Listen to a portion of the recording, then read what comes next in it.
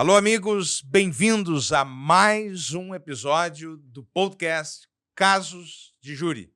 Eu, Vinícius Vargas, o meu amigo Marcos Hauser, apresentando aqui casos reais sobre o Tribunal do Júri, apresentando a vida como ela é, sem cortes e sem censura.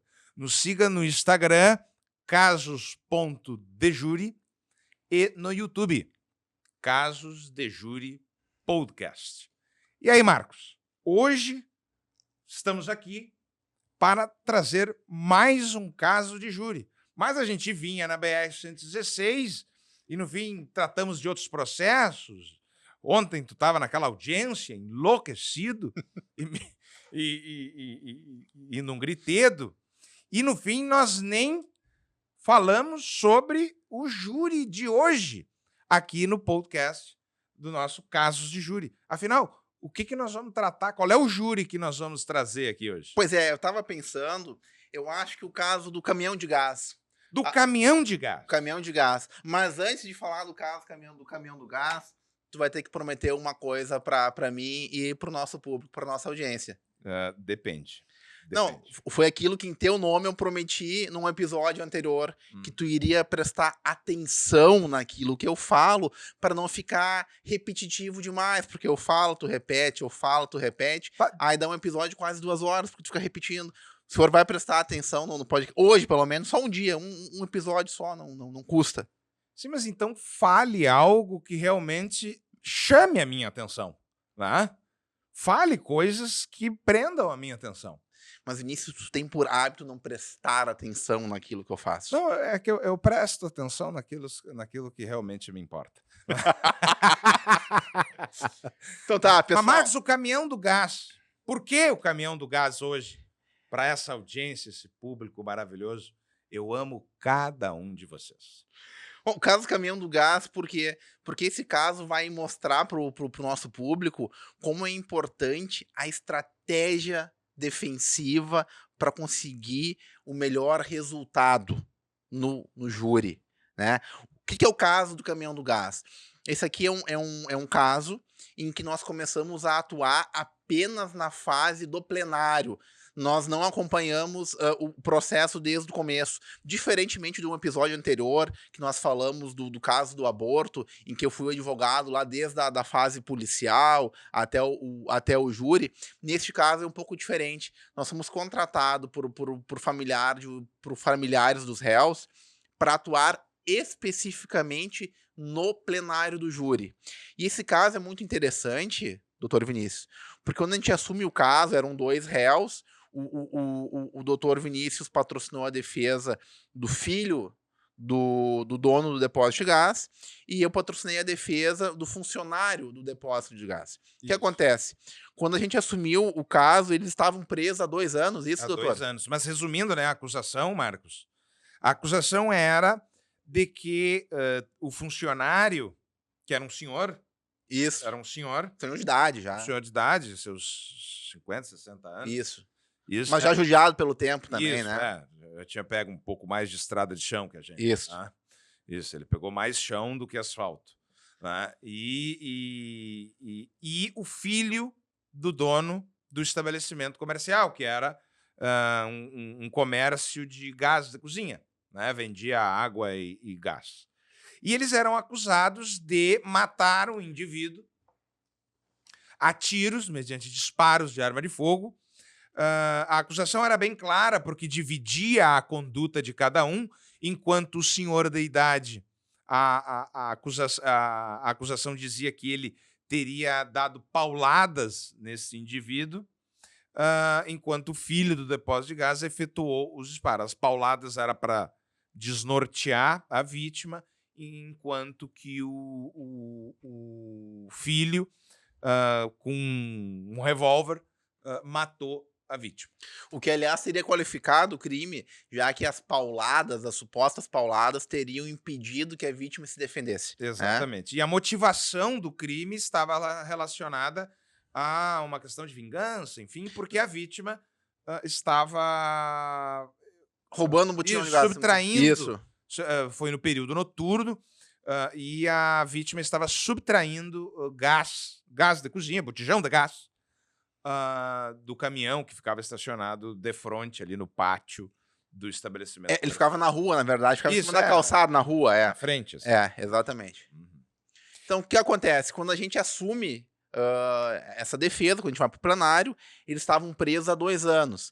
E por que eles estavam presos há 2 anos, doutor Vinícius? Fala para o nosso público, que eles querem saber por que 2 anos presos, doutor. É muito interessante porque a acusação, foi esta a acusação, e eles foram, na noite, presos em flagrante delito. Isso. Né, acusados do homicídio, foi acionada a Força Pública, a Brigada Militar, a polícia ali daquela cidade. É uma cidade do interior, inclusive, né, que foi muito afetada, né, pelas recentes enchentes. Infelizmente, infelizmente, muito afetada pelas enchentes que assolaram aqui o nosso estado do Rio Grande do Sul.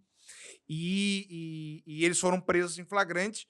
E, na oportunidade ali em que foram presos em flagrante, fizeram uso do seu direito constitucional de permanecer em silêncio. E, em juízo, depois, né, de feita toda a prova, eles foram interrogados e eles negaram a autoria do fato. Eles negaram, e vinha assim dessa forma. A tese defensiva vinha sendo desenvolvida exatamente por este viés, negando a autoria, de que não foram eles que concorreram, de alguma forma, para a morte da vítima. Porque, enquanto o depósito de gás estava localizado ali naquele endereço, o cadáver da vítima ele é encontrado, segundo o laudo pericial, na época, a cerca de 80 metros de distância, numa esquina, assim, de uma rua perpendicular. Perpendicular. Isso, perpendicular, não estou louco. Uma rua perpendicular. Então, havia essa distância e eles viam...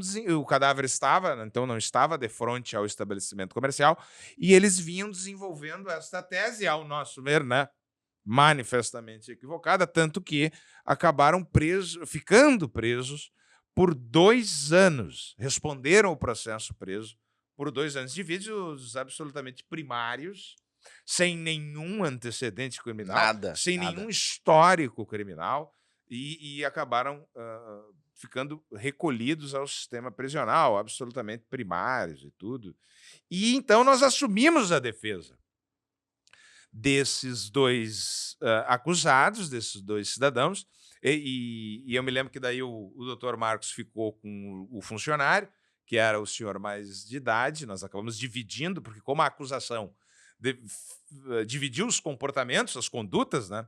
Porque a participação do senhor, do funcionário, dizia respeito a esses golpes, né? Esses golpes com pauladas, enfim, com um instrumento contundente, e o filho do dono do estabelecimento efetuava mediante disparos de arma de fogo. Então nós separamos, cada um ficou com um acusado. Até já como parte da estratégia defensiva, dividir a defesa, cada um defendendo um dos acusados. Já começou por aí a estratégia da defesa. Por quê?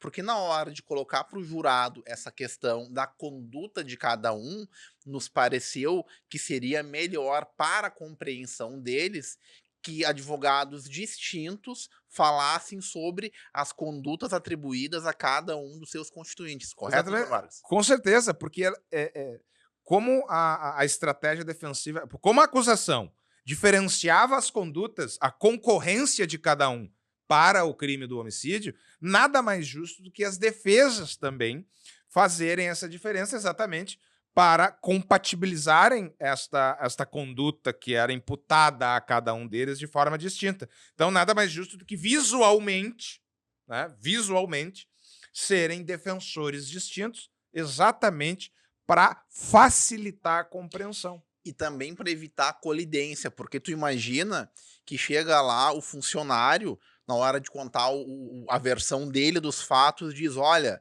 quem atirou foi o fulano, o filho do dono. E aí vocês imaginam que o filho do dono chega e diz, não, eu não atirei em ninguém. A gente teria um problema, porque estaríamos defendendo 2 réus com teses conflitantes entre si. conflitantes, que um atribui ao outro, né? Inclusive, ia ter que levar. Isso levaria à anulação do júri. Ou pelo Exatamente. menos em relação a um dos jurados, teria que ser excluído daquela sessão de julgamento.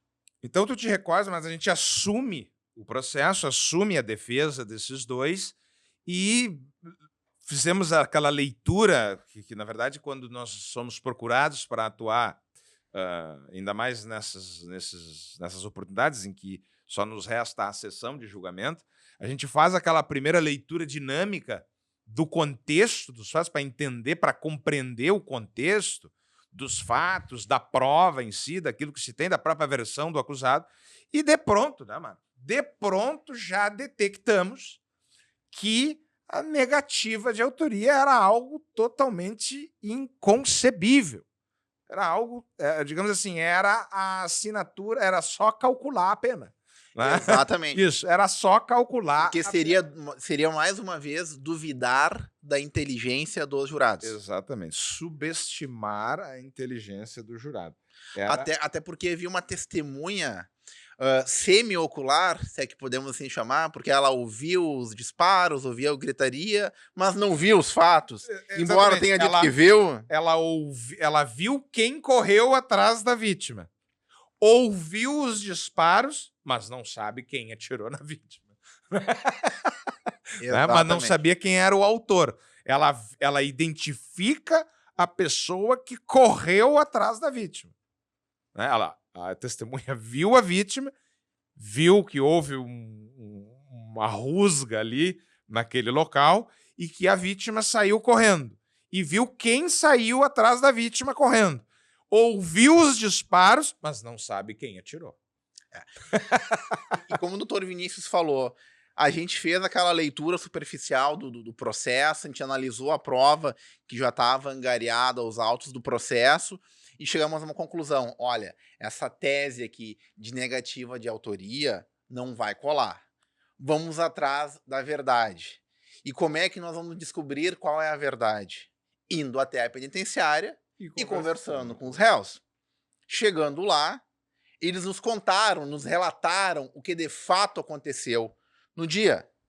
O que o funcionário, aquele que eu representei, conta? Que ele ouviu um barulho de alguém mexendo nos botijões de gás do caminhão. Ele sai do pátio da empresa. Ele vislumbra o indivíduo jogando um botijão de cima do caminhão para depois descer e furtar aquele botijão de gás. Quando ele confronta o indivíduo, eles iniciam, num primeiro momento, uma discussão verbal e depois esse indivíduo que veio a óbito passa ele a agredir o funcionário da empresa. Então, na verdade, a bem da verdade, aquele que era acusado de ser coautor do crime de homicídio, na verdade, ele era uma vítima de um crime de agressão. Ele foi agredido. E o filho do dono do estabelecimento, percebendo aquela cena toda... Porque o funcionário grita, né? Quando vê o indivíduo no caminhão, ele grita, pega ladrão. Pega ladrão. O filho do dono estava lá dentro, não viu essa contenda inicial. No primeiro momento ele não vê. Mas quando ele chega até a rua, ele vê o indivíduo agredindo o funcionário, como dito, um senhor já de idade, a chutes e pontapés, ele caído no chão. E quando ele grita pra ele para, o indivíduo esse faz menção de puxar uma faca ou uma arma, não sabe o quê. Ele tava com um pedaço de pau. Ele não entendeu direito. E aí ele, em defesa do funcionário do estabelecimento, ele atira contra a vítima, que depois foi se descobrir que na verdade não era uma vítima, era sim um criminoso. Aliás, um criminoso dito pelo próprio promotor, já conhecido na cidade, conhecido inclusive pelo próprio promotor. Isso. E esse indivíduo ele acaba então atingido pelos disparos e corre, fugindo do local, quando então acaba caindo já distante dali, cerca de, segundo a perícia, 80 metros. Ele cai morto já, com 2 disparos na região posterior do corpo, ou seja, nas costas. Nas costas. Isso. E aí entra, então, a grande, vamos dizer assim, divergência, porque o familiar. Essa história, essa Isso. parte da história é surreal. Isso. Até hoje eu não acredito. Porque nós, enquanto defensores, colocamos, porque ele era o nosso contratante, o familiar de um dos acusados, o pai de um dos acusados. Né? E nós colocamos para ele, olha, na verdade, essa negativa aí de autoria não vai dar, isso é cadeia, isso é cana dura. E ali nós estávamos tratando de um homicídio duplamente qualificado, em indivíduos primários e tudo, mas estávamos falando aí de uma pena mínima em torno de 14 anos de reclusão para cada um. Né? Regime fechado, todo aquele rigor do crime hediondo. Então nós estávamos falando, no mínimo, 14 anos de reclusão. E aí nós ponto aqui, ele mas eles não podem sumir, porque os disparos foram pelas costas, vai dar ruim. E nós tivemos, então, que expor, mas não. Como é que tu dizia para ele, mano? O senhor faz o quê da vida? Conta. Porque vejam só que nós, enquanto defensores, somos contratados e nós temos que convencer o contratante da estratégia defensiva a ser adotada. Eu me lembro que o Marcos dizia para ele, nós estávamos em reunião na residência dele, e ele dizia, não, ele resistia a essa, e o Marcos dizia, o que o senhor faz? Então, eu vendo gás. Há quantos anos? Ele disse, há 30 anos. Tá, eu faço júri. Um pouco menos de tempo do que o senhor vende gás, mas eu faço júri. Né? Então, o senhor sabe vender gás. Eu sei fazer júri. Foi mais ou menos assim, né, Marcos? Foi mais ou menos isso. Não, porque era um absurdo. E, aliás, doutor Vinícius, o que a gente descobre, né? Que essa mesma pressão que ele tentou fazer sobre nós, ele fez sobre a banca defensiva que atuou antes da gente. Só que naquele caso, os colegas acabaram cedendo à pressão do contratante e sustentavam na fase ali da pronúncia a negativa da autoria. Ou seja, infelizmente os colegas, porque aí é uma questão de estratégia, resolveram acolher a sugestão, né, do pai de um dos réus como estratégia defensiva. E nós, enquanto advogados, me parece, pelo menos eu vejo dessa forma, e tenho certeza que o doutor Vinícius concorda, que cabe a nós definir, do ponto de vista técnico e jurídico, qual a melhor estratégia para atingir o melhor resultado. E nesse caso, o mais absurdo era o seguinte, quando eles nos contam essa história, porque eles estavam presos na mesma penitenciária, inclusive, quando eles nos contam essa história, ao mesmo tempo, o doutor Vinícius e eu perguntamos, e por que vocês não contaram a verdade? Nesse caso, é um caso que contando a verdade, ajudaria muito eles. Esse era um caso que eles não deveriam omitir nada, deveriam ter contado os detalhes. Eles deveriam ter contado lá na primeira fase, na fase de pronúncia, ou até do sumário da culpa. Flagrante, né? É que na fase da prisão em flagrante, no momento da prisão em flagrante, eu até entendo o receio. Porque não se tem nada formado, não se tem os laudos ainda, enfim. Né? Mas quando nós trabalhamos com o que efetivamente aconteceu, não há porquê, né? É que eu entendo que no flagrante o cara tá apavorado, eu até entendo e naquele ele ficar em silêncio, desacompanhado do advogado, eu entendo o silêncio, mas depois, durante a fase do sumário da culpa, me parece que eles deveriam de pronto ter colocado o que de fato aconteceu e sustentar a tese que posteriormente foi sustentada no plenário, que era a legítima defesa. E pelo relato deles, era um caso clássico de legítima defesa. É um caso que tu pode usar como exemplo de legítima defesa de terceiro nas aulas da faculdade. E eles optaram pela negativa de autoria. Influenciado, eu me lembro que o genitor ele tinha muito receio em relação à clandestinidade da arma de fogo utilizada. Exatamente, era isso. Ele tinha digamos assim, isso que vamos dizer assim, deixava ele muito apavorado, que era a clandestinidade do porte da arma empregada, da arma de fogo empregada no crime. Eu disse, tá, mas esse é o menor dos problemas. É o menor. E o homicídio, 12 a 30.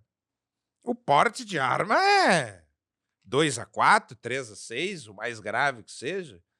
Mas de 12 a 30, a arma é o menor dos problemas.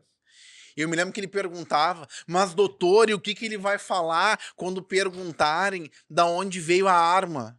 Isso é o que menos importa, a menos origem importa. da arma. É só ele dizer, olha, eu não quero falar sobre isso, porque é um direito que o réu tem não responder a todas as perguntas que lhe forem feitas, e por N razões, ele pode se negar a querer omitir esse fato, até porque, como tu bem falaste, que diferença faz da onde veio a arma? Não faz a menor diferença. Isso que nós estamos tratando um delito de homicídio. A arma utilizada, digamos, nesse caso específico, não, a origem dela é o que menos importa. Então, acabamos indo para o júri, né, Marcos? E eu me lembro que havia uma instrução de plenário, os policiais militares que atuaram na prisão em flagrante e do plantonista da Polícia Civil, lá, o comissário de polícia. Que lavrou o flagrante. Aliás, Lavrou o flagrante. aliás, agora o doutor Vinícius falando nessa instrução de plenário, eu me lembrei de um fato que foi provocado, inclusive, pelo doutor Vinícius. Eu não sei se você vai te recordar que eles fazem, eles fazem referência a um policial militar que não estava arrolado para depor em plenário, e o doutor Vinícius levantou, eu quero ver esse policial. Isso, é que, na verdade, o que aconteceu, né, Marcos? Foi o policial, eles arrolaram um policial militar para atuar, para ser ouvido em plenário. Isso. Só que esse policial estava doente, estava de licença, algumas coisas assim. Não, E aí o outro policial, deixa eu falar que eu me lembro disso aí. Ah, então tá, Fui desculpa. eu que fiz essa parte. E o outro policial, que não havia sido arrolado... também adora me interromper, por isso que eu te interrompo. E que participou da prisão, não havia sido arrolado. E aí foi quando eu falei, não, já que o que está arrolado não vem, vamos ouvir o outro, que não está, vamos substituir, proceder à substituição. Claro que eu já tinha ido antes nos policiais militares que estavam de frente ao fórum fazendo a segurança e perguntei, soldado fulano está aí de serviço? Não, está de serviço, doutor. E aí, com esta informação, e eu já tinha visto também que este policial havia prendido a vítima em momento anterior, então, quer dizer, já conhecia a vítima, então eu fui lá e, em plenário, solicitei a substituição da testemunha. Foi isso que aconteceu, Marcos. Pois é, e do ponto de vista estratégico, também colocou uma outra coisa que é muito interessante, né? Que os advogados têm que se atentar, pelo menos a gente tem essa prática, né? Bom, em regra, no plenário do júri, qual é o foco? Os réus, ou o réu, né? Querem saber da vida pregressa do réu, o que ele faz, deixa de fazer, o que ele já fez. Mas e a vítima? Quem é a vítima?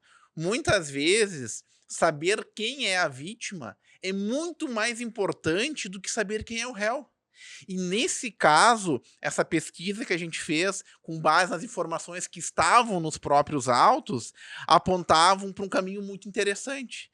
As informações que estavam nos autos deixavam bem claras quem era a vítima. A vítima era um criminoso contumaz, que inclusive já havia sido preso, processado e condenado por um assalto a pedestre. Roubo a pedestre. Roubo a pedestre.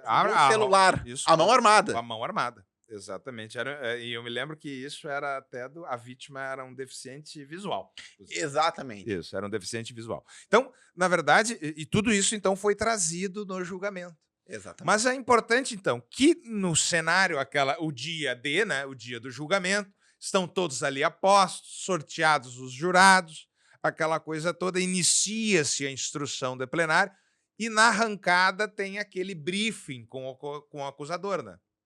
Antes antes de iniciado a instrução de plenário, a gente... Eu, particularmente, o Marcos também tem este costume, não sei se é feio ou se é bonito, mas tudo bem, né?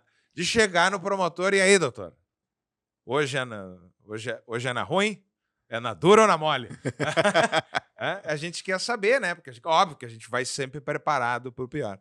E ali, né, nesta conversa, nesse briefing inicial que a gente faz com o acusador, ele já adianta que ele ia pedir para tirar uma das qualificadoras. Isso.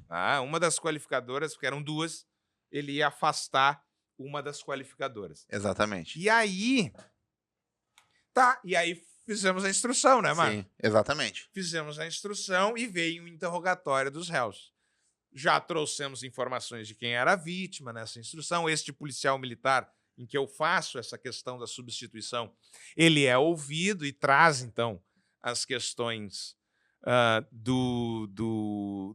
da vítima. Mas uma coisa que nós queríamos também estabelecer era a questão a contenda ter ocorrido num local e o cadáver da vítima ter sido encontrado a 80 metros de distância dali. Obviamente porque a vítima correu, tá? Mas os disparos foram efetuados ali. A vítima ela é atingida e a nossa tese é de que a vítima fora atingida e aí correu vindo a cair morta fora dali. Então, nós queríamos provar isso. E aí nós chamamos, como é que é o nome, Marcos? Tu que é um homem formado na balística forense. São os 10 segundos do homem morto, né? 10 segundos do homem morto, ou a incapacitação tardia. Que chama? Tardia. Isso. Incapacitação tardia, em que a vítima ela é atingida de forma vital, né? De forma mortal, que seja, Mortal, né? isso. Mas ela se incapacita em momento posterior, ou seja, tem tempo para percorrer uma certa distância. O que é algo bastante comum, não é nada incomum isso E naquele acontecer. caso específico, ainda a vítima estava entorpecida por substância narcótica até. Exatamente, conforme o laudo pericial. O laudo toxicológico que constava dos autos. E aí, acontece tudo isso, vamos para o intervalo do almoço, né, Marcos? Exatamente. Vamos comer aquele à la minuta, né? Aquele à la minuta, prato feito. Voltamos do almoço e aí muita coisa já tinha acontecido, né?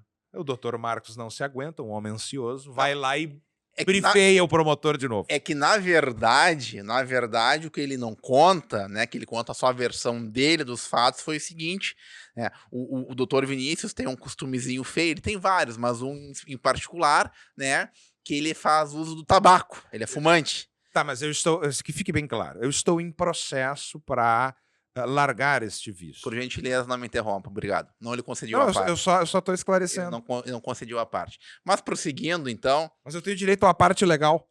Não, mas aqui não, aqui eu sou o juiz e eu digo que não. O que acontece? O doutor Vinícius, né, como de costume, após o almoço, ficou na frente do fórum fumando, e eu entrei, já retornei para o plenário, enfim, para me preparar, e o promotor já estava. Eu cheguei assim, doutor... Pelo amor de Deus, né, doutor? Depois de tudo que a gente viu e ouviu aqui hoje, o senhor não vai condenar, não vai pedir a condenação do meu cliente. O meu cliente foi vítima. Ele não foi autor de nada, ele não foi partícipe, ele não foi coautor. A participação do meu cliente foi apanhar. Foi o que ele fez nessa história toda. E aí o promotor chega para mim e diz assim, doutor Marcos, eu vou ser bem honesto. Eu iria pedir absolvição apenas do seu cliente. Porque depois de tudo que eu vi e ouvi, eu realmente cheguei à conclusão que ele não tinha participação.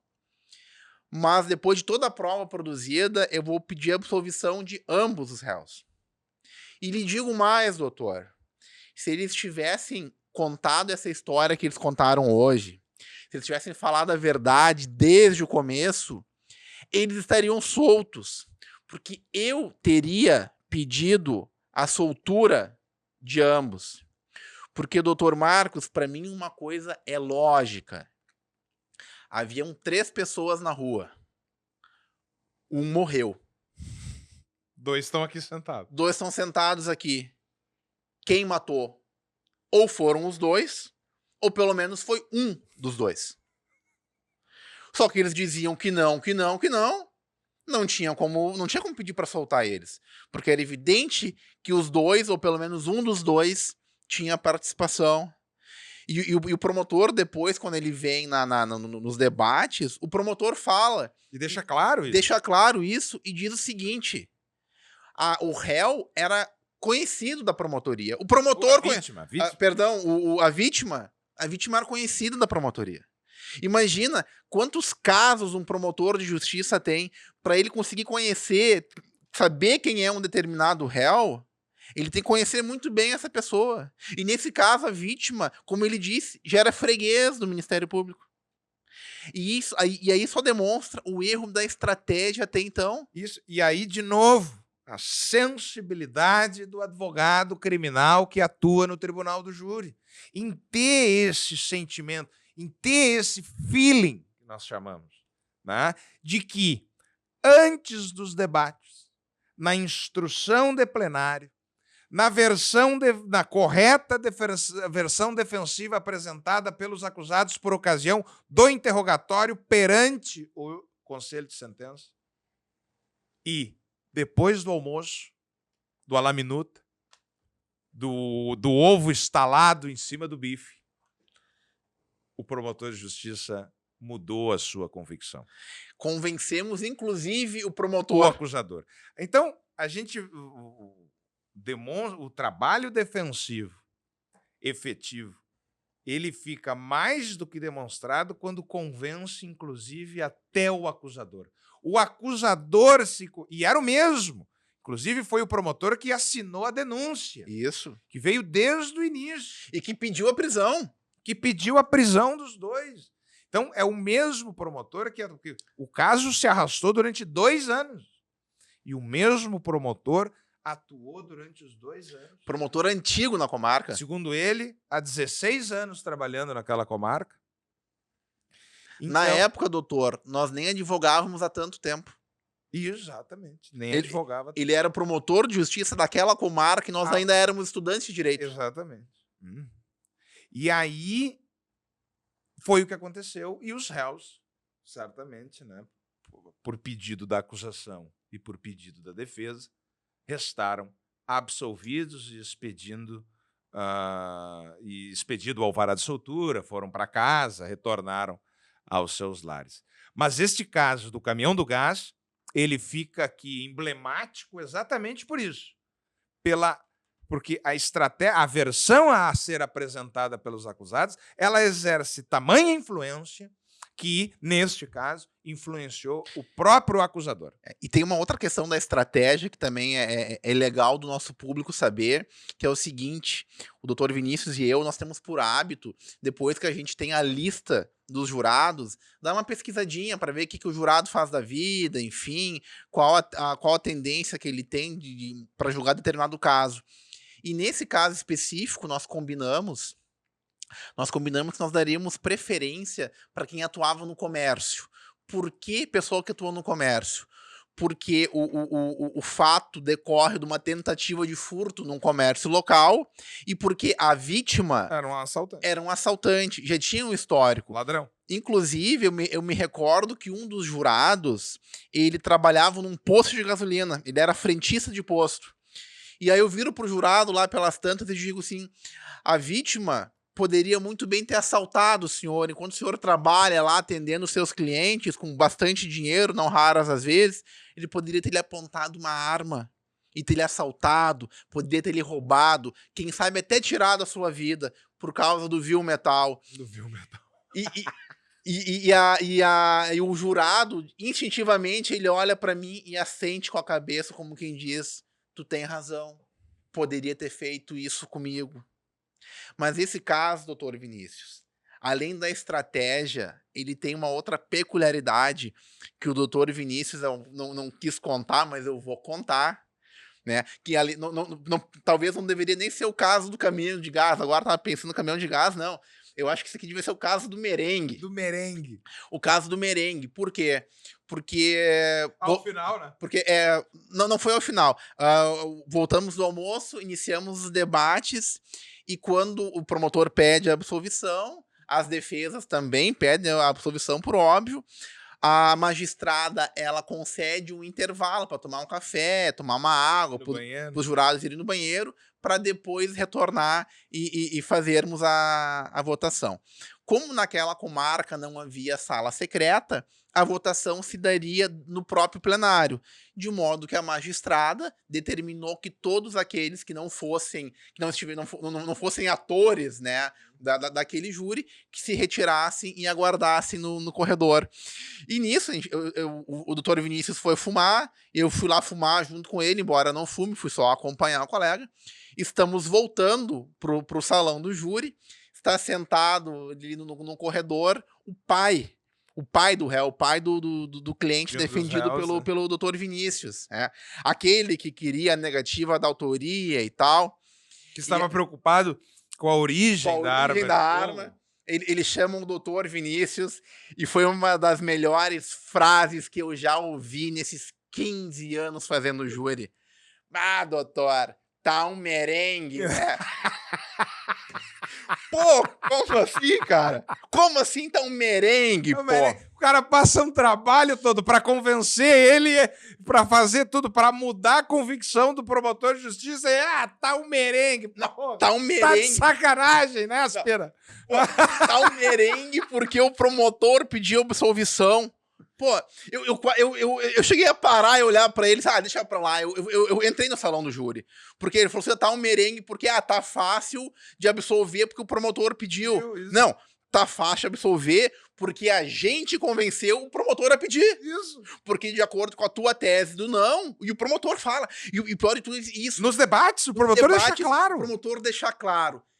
Se viessem aqui negar de novo a autoria, eu pedi a condenação. O promotor deixa claro que o que mudou o curso do processo foi justamente o fato dos réus sentarem ali e contarem o que aconteceu. O que aconteceu. O meu constituinte falando que apanhou, e de fato a participação dele foi apanhar. Se apanhar é crime, então ele é um criminoso, condenem. E a pessoa definida pelo doutor Vinícius foi lá e defende. Atirou na vítima, matou a vítima pra defender. Pra defender o colega. Isso, exatamente. E fez o que foi treinado pra fazer. E aí vem matar o vagabundo pra salvar a vítima.